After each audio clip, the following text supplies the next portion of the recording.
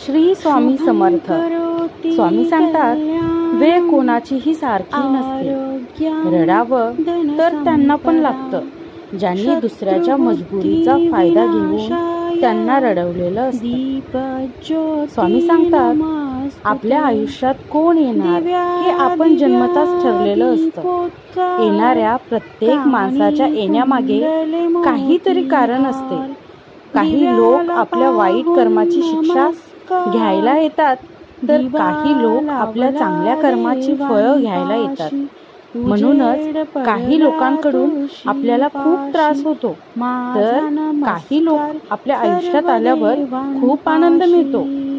स्वामी सांगतात, इथेच कमवायचे आहे आणि इथेच गमवायचे आहे, म्हणून कोणालाही काही देता आलं नाही तरी चालेल, पण कोणाचे मन दुखवू नका, कारण माणुसकीचे मोल हे पैशापेक्षा खूप मोठं असतं.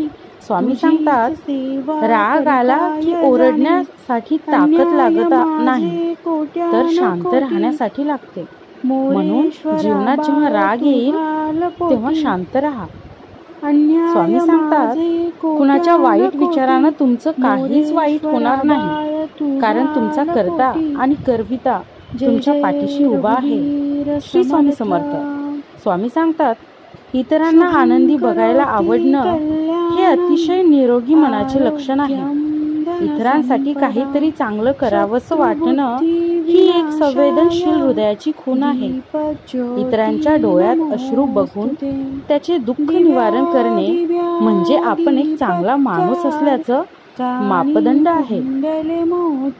स्वामी सांगतात, जे तुमच्याशी वाईट वागतात त्यांच्याशी ना वाईट वागायचं ना चांगलं वागायचं, फक्त त्यांच्यापासून लांब राहायचं. स्वामी सांगतात, आपण आपल्या अंतर्मनाशी प्रामाणिक असलो की खरे जगतो. लोकांना काहीही म्हणू देत की तू वेडा आहेस, म्हणून आपण आपल्या अंतर्मनाशी प्रामाणिक असलो की खरे जगतो. पण तुझे वेडेपण जगासाठी आहे, लक्षात ठेव. जेव्हा जेव्हा तू बोलशील तेव्हा तेव्हा ते शब्द सत्य असावेत, आणि त्या सत्याचं पालन केलं तर आपल्या बोलण्यातच दिव्यता येते. स्वामी सांगतात, ज्यांचे कर्म चांगले आहे तो कधी संपत नसतो. सत्कर्मी माणसाला जीवनात अडचणी येतात, परंतु त्या सुटणाऱ्या असतात. या उलट जो दुसऱ्याला अडचणीत आणतो त्याची अडचण आयुष्यभर संपत नाही. परमेश्वरावर नेहमी निसंकोच विश्वास ठेवा. योग्य वेळ तो इतकं देतो की मागायला काही उरतच नाही. स्वामी सांगतात, माणसाने एकदम सुखाने आयुष्य जगावे, कारण आपल्या बरोबर काय घडलं याचा विचार करण्यापेक्षा उद्या आपल्याला काय घडवायचं आहे याचा विचार करा. कारण आपण फक्त गेलेले दिवस मोजण्यासाठी नाही, तर उरलेले दिवस आनंदाने घालवायला जन्माला आलोय. स्वामी सांगतात, कोणतंही नातं आपल्या स्वतःच्या इच्छेनुसार नाही जोडल्या जात, कारण आपल्याला कधी, कुठे आणि कोणाला भेटायचं हे सर्व फक्त स्वामी ठरवतात. स्वामी म्हणतात, आयुष्यात त्याच व्यक्तीवर विश्वास ठेवा जो तुमच्या अंतःकरणातील या 3 गोष्टी ओळखेल.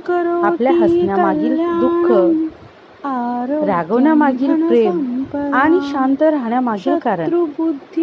स्वामी सांगतात, योग्य वेळ येऊ दे. जगात कुठलीही गोष्ट विनाकारण घडत नसते, कारण जिथे तुझी सहनशक्ती संपेल तिथे आम्ही असू. स्वामी सांगतात, माझ्यावर विश्वास ठेव.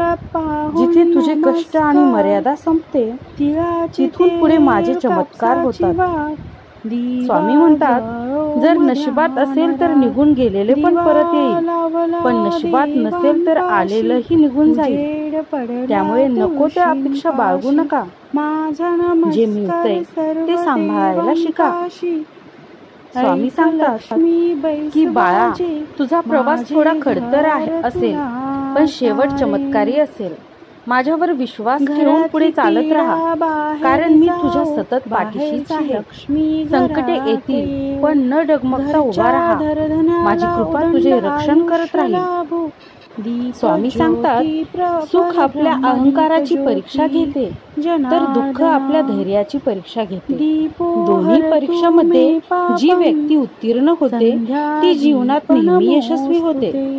स्वामी सांगतात, काळजी करणारी माणसं मिळायला भाग्य लागतं, पण अशी माणसं आपल्याला मिळाली आहेत हे समजायला भाग्य लागतं.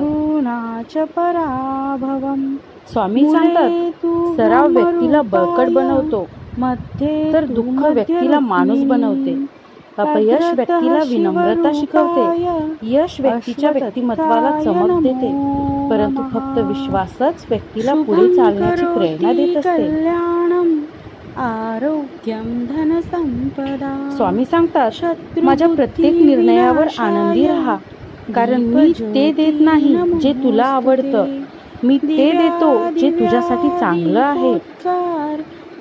स्वामी सांगतात, माझ्या प्रत्येक निर्णयावर आनंदी राहा, कारण मी ते देत नाही जे तुला आवडतं, मी ते देतो जे तुझ्यासाठी चांगलं आहे. स्वामी सांगतात, जीवनात वेळ हा तुमचा सर्वात मोठा गुरु आहे, जो तुम्हाला सर्व काही शिकवतो. नंतर पश्चाताप करण्यापेक्षा आधी जीव लावून प्रयत्न करणं सगळ्यात चांगलं आहे. स्वामी सांगतात, जर तुझं मन अस्वस्थ असेल तर माझे नामस्मरण कर, तुला प्रसन्न वाटेल.